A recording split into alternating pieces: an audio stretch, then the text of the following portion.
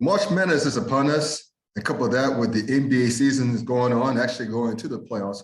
A better way to bet on those games and games in other sports like the Premier League and everything else, or even Major League Soccer, than betus.com, where you can get 125% of the sign-up bonus, which is up to $2,500 by using the promo code TKT for the Clown Times. So what are these other perks here? You can bet on the go. You can bet anytime, anywhere on your mobile device. You get fast pass, or you get paid immediately every single time. And last but not least, you can you could do live betting where you can bet during the game, getting the early and the best lines.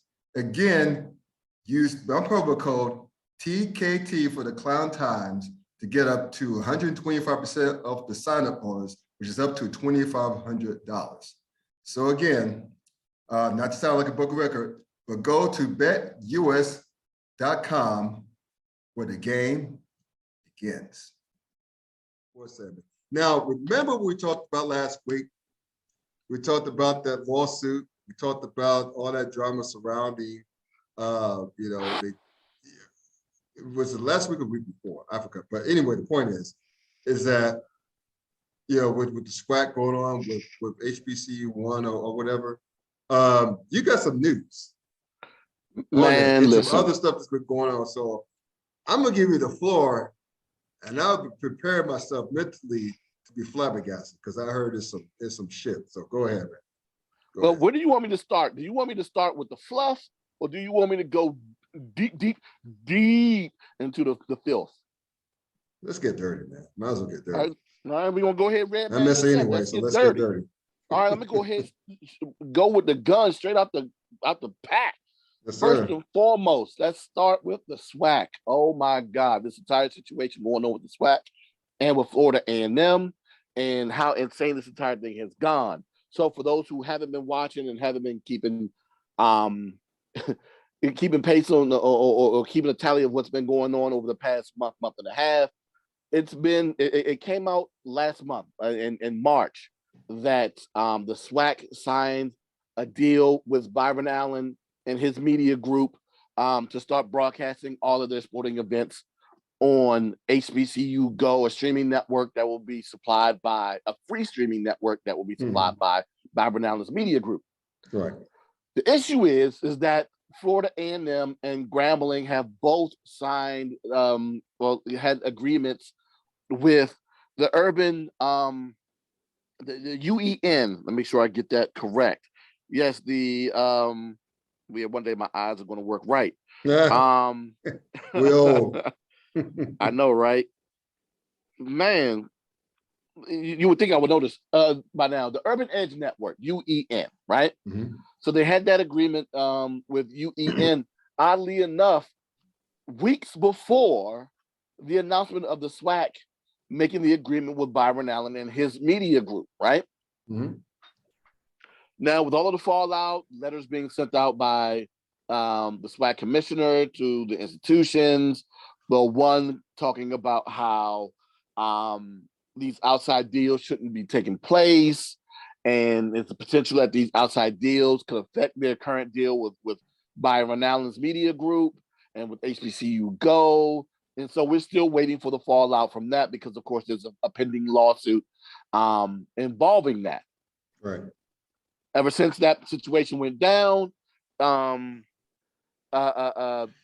Gosha, the athletic director over at Florida A&M, decided to resign in the middle of April, right? Which is wild. Yes, right?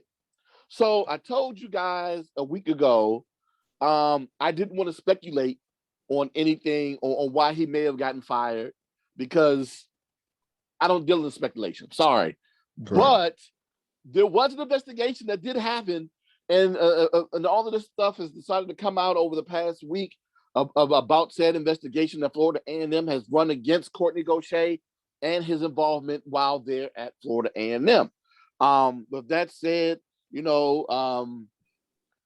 Florida A&M decided to initiate an investigation into former athletic director Kourtney Gosha. Oddly enough, it seems as though that this investigation the report from said investigation came out a day before Gosha decided to resign, which means that the investigation was going on while he was still there, which leads me to believe, again, speculation, I'm touching speculation a little bit this time, right? Right. That this investigation probably started once it was announced that there was a conflict of interest with the Urban Edge Network, the HBCU Plus network that was going to be broadcasting the Florida A&M and Grambling events, and with the SWAC and their deal that they did with HBCU Go. So it says here, you know, yeah, that's it. Yeah. So shortly after, like I said before, Gosha announced his resignation, Florida A&M decided to do an investigation with a law firm, Gray Robinson, out of Florida, to investigate the athletic department under Gosha's leadership. The report outlined numerous failures, which involved unauthorized, yes, see, I see your eyes already. The report outlined numerous failures, which involved unauthorized licensing deals, some which we've already talked about on the show before, unauthorized hiring of personnel, and NCAA violations. The report also said Gosha created a hostile workplace by failing to work cooperatively with other FAMU departments. Now, this is coming from the report. It is clear from reviewing emails between Gosha and other Florida A&M administrators that Gosha was aware of his lack of authority and still failed to obtain the necessary approvals before entering the potential legally binding transactions as it pertains to the unauthorized licensing deals. So it's kind of weird with all of this investigation and all of this stuff going down. Like I said before, the report was released the day before Gosha resigned on the 20th of April. And as of Friday, less than 3 weeks after resigning from Florida A&M, the Democrat, which is a newspaper in Tallahassee, Florida, learned and confirmed that Gosha is now joining Tulane as their senior associate athletics director. That was quick. Yes, right? But oddly enough, Gosha's contract was set to expire in 7 months anyway at Florida A&M. So I don't know if they were going to re-sign him or no. But it's all I'm gonna say is this HBCU Go situation versus the Urban Edge Network. This may have been the catalyst to them asking him to resign, right? So, like I said before, so here's the top for those who missed it. The brief timeline: Florida A&M first announced their deal with Urban Edge Network, which was that announcement was made on February 15th. A week later, Grambling announced a similar deal with Urban Edge Network as well. And then, of course, the deal, like I said before, between HBCU Go and the SWAC was announced on March 15th.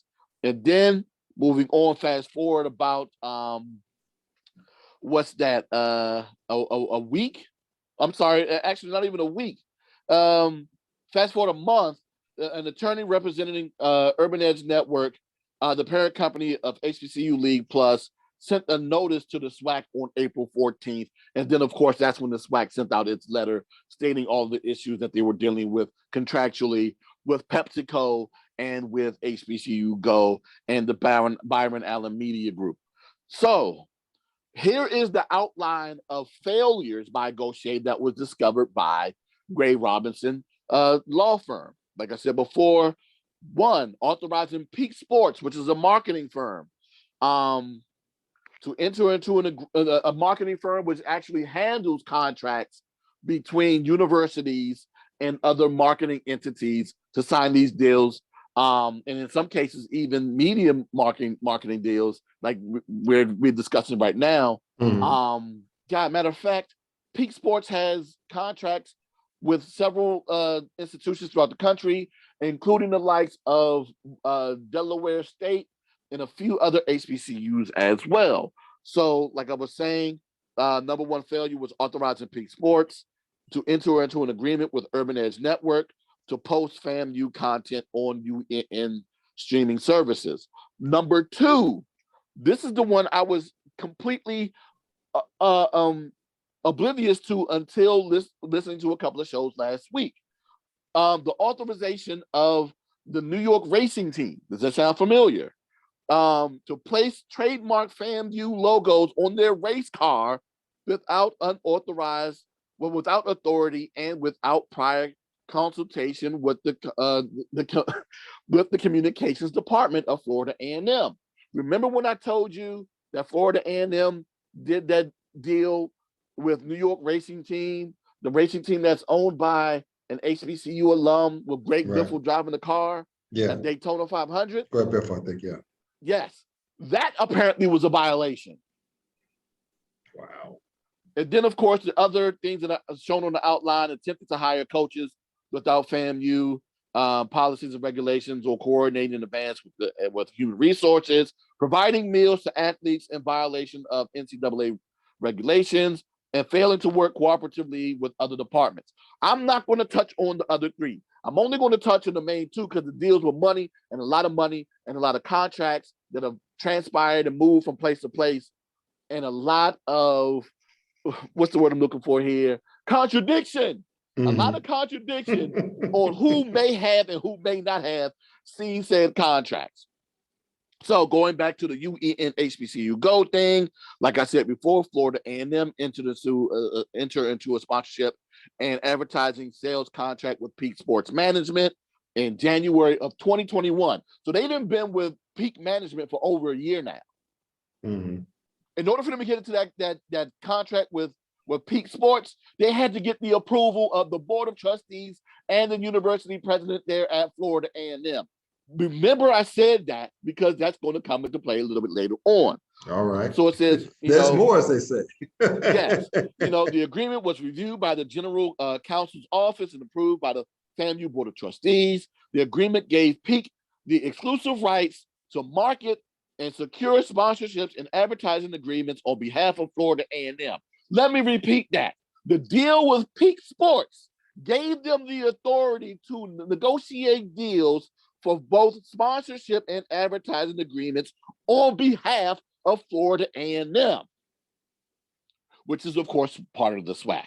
Like I said before, in February 2022, they had the agreement with Urban Edge Network, which was done through who? Peak Sports. Again, an entity that the Board of Trustees and the president of Florida A&M signed on. So that means they agreed upon Peak Sports to make these type of deals. I guess it's their consensus. They went ahead and hired them to do so, right? But again, in order for this stuff to go through, you have to also go back and get the agreed consent from the Board of Trustees and from the president in order for this stuff to go through. I doubt very, very seriously it was only going through Gosha, but I digress, right? So it says here, the Robinson report stated that Gosha and his team began direct negotiations with Urban Edge Network despite not having the authority to do so.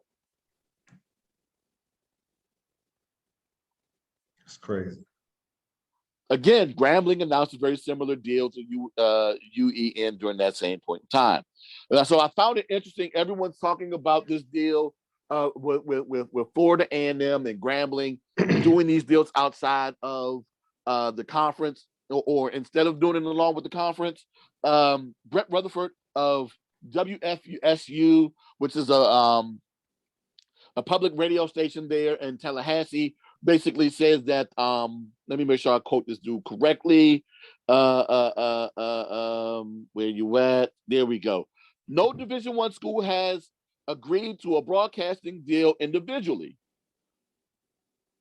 I see your confusion in your face. So say the last sentence for the people in the back. He basically says that, this is a reporter saying this. No Division I school has agreed to a broadcasting deal individually outside of their conference. I can think of one school that's done so. Can you name that school, Scott? Presently? A school that has made a broadcasting deal outside of its conference. Oh, that's like FAMU and Grambling, right? Those two? No, one more. One big one. One big one. Notre Dame. No, Notre Dame's not in the conference. I'm sorry. Yeah.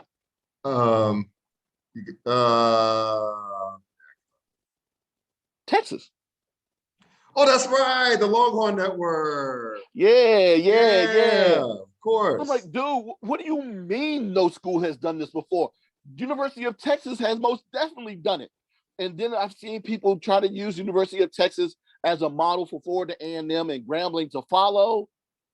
I don't know, player, because we've seen the autonomy that University of Texas has done or has decided to live behind and what they ended up doing to the Big 12. If I'm the SWAC, I'm most definitely not allowing that to happen. Of but course. Again, that's a good point. They don't want to be the Big 12. They don't want to be Big 12 light in terms of one school, or in this case, two schools of FAMU and Grambling. Grambling should know that, but with Grambling doing their own thing, because we've seen what happened to the Big 12 eventually down the line, right? Yeah. About to go to where the dodo, but continue. Yeah, ain't no one Bama bigger than the group. Right. But they felt although they were. But the thing is, I will get into the details of that a little bit later on. My God, like I said, when I said it was messy, it was messy. Okay, moving on. Boom, boom, boom, boom, boom, boom, boom, boom, boom, boom. I swear. Okay. However, Gray Robinson maintains that the contract was never executed between Florida A&M and UEN, and that Peak Marketing had entered into the contract with UE. Again, Peak Marketing did it, not Florida A&M. But who gave Peak autonomy to do so? Florida A&M. But I digress. But it also says emails indicate that Gosha was aware of the Peak UEN agreement and that it allowed UEN to stream FAMU content on HBCU League Pass without a properly approved licensing agreement with FAMU. My thing is, though, if you've already made this agreement with Peak, chances are you've already made this agreement by proxy, you've made this agreement with UEN. And then my guess is either Peak is working renegade, or they had to contact somebody. They only contacted Gosha. Gosha was the only point of contact. He's not doing this by himself. You're absolutely right. He's not doing this. But I digress. You're right about that. I digress. So moving on. Gosha counters that the agreement is between Peak and UEN. His signature is not on the agreement, and that no actions in it have been. That's the other thing too. No actions within said contract have been initiated as of yet.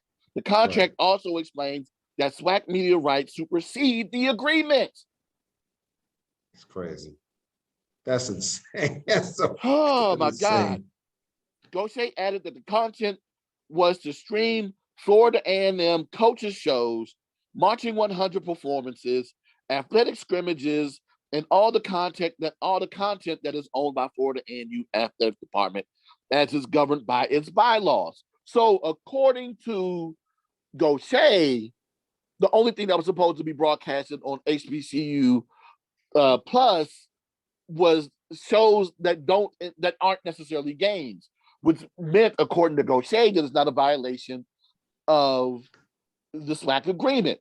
So this is basically being played out in the court of public opinion for you to I guess who is on the side of right in this entire situation.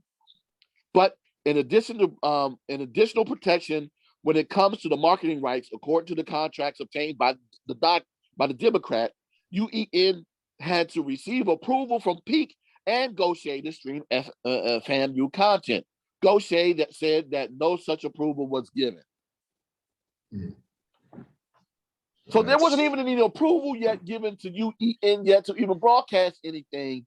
But of course, they were out, I guess, doing their due diligence on marketing these games. So I don't know if there was lack of clarity on what UEN was supposed to broadcast, if there's a lack of clarity from Gosha on what it is that they were supposed to broadcast.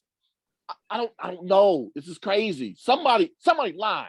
Yeah, that's a Sam song. Somebody lied. Somebody lying. But this is where it gets That's even crazy, more man. intriguing, right? So that was with the UEN thing. Now I'm gonna go ahead and touch on the racing aspect real quick. You know, like I said before, FAMU's logo appeared on the Greg Biffle's car, Right. along with several other HBCUs too. Grambling, Florida A&M, Stillman, Morehouse, all of these institutions all have deals with Peak Sports and with UEN. I digress. This is where it gets interesting, though. You know, according to Graham.edu, of course, who also has a similar deal with New York Racing. The number 44 car, which is driven by Greg Biffle, is a Camaro sponsored by HBCU League Pass Plus. Right. You know who HBCU League Pass Plus is owned by? Kids, if you were paying attention, you should know this. The answer to that is UEN or Urban Edge Network. So basically, the broadcasting company that is owned by UEN is also the sponsor of the number 44 car, which is, of course, wrapped by the HBCU stuff. But I digress. This is where it gets a little bit more interesting. Shit, there's more to this. There's more to this. So, John Cohen. I'm sorry, John Cohen. I'm mispronouncing names over here. John Cohen, a Grambling State football alumnus, is the owner of New York Racing. I think I told you that once before. It was a Black-owned racing company. It was owned by HBCU alum.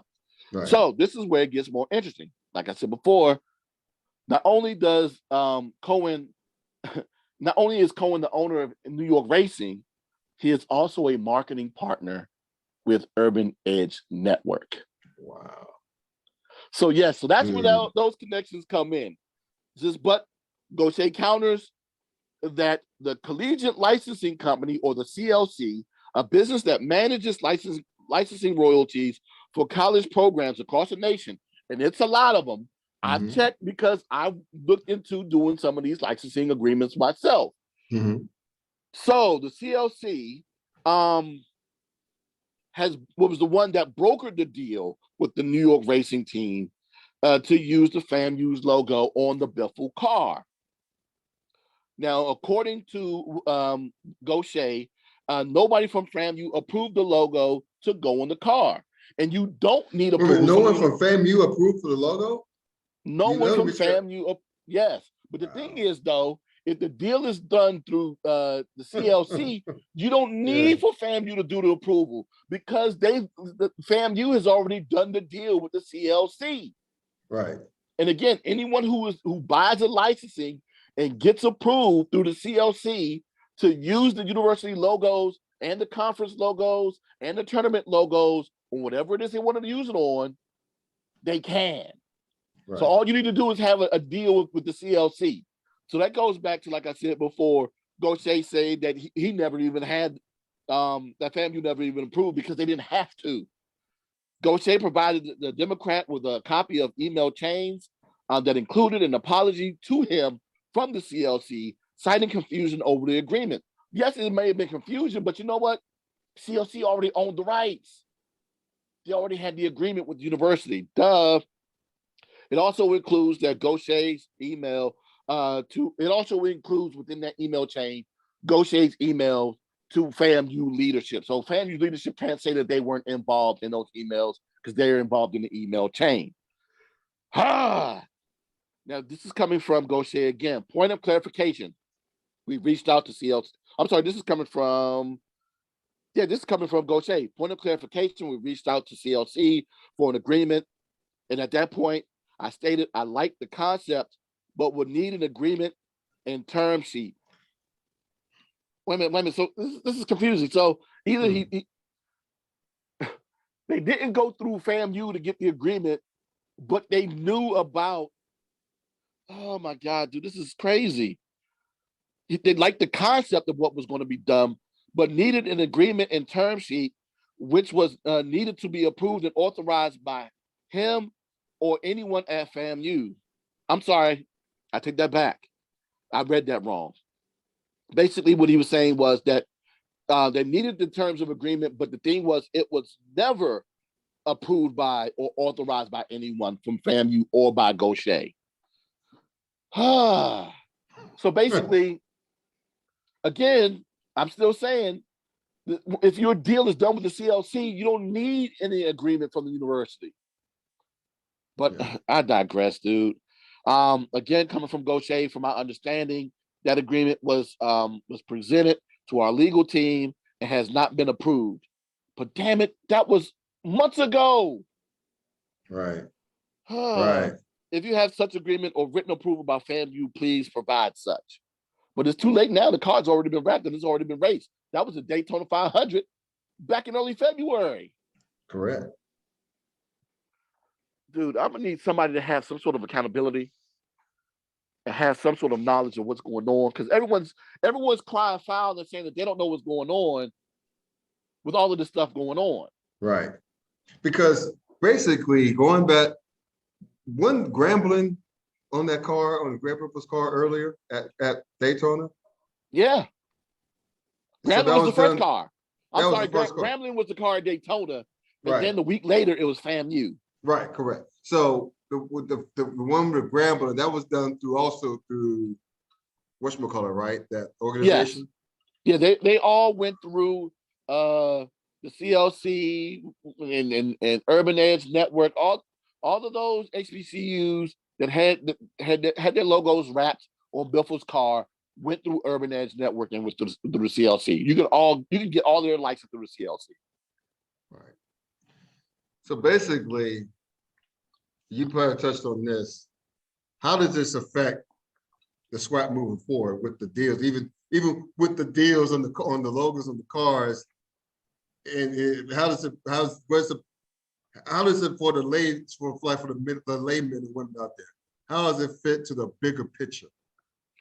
Well, the biggest picture with the lawsuit. The biggest picture has to be, of course, what's going on between the SWAC, Byron Allen and his media group versus Urban Edge Network and the HBCU Pass Plus. So if that somehow messes up that deal, that's supposed to mess up a lot of money that the SWAC is supposed to receive from the Allen Media Group.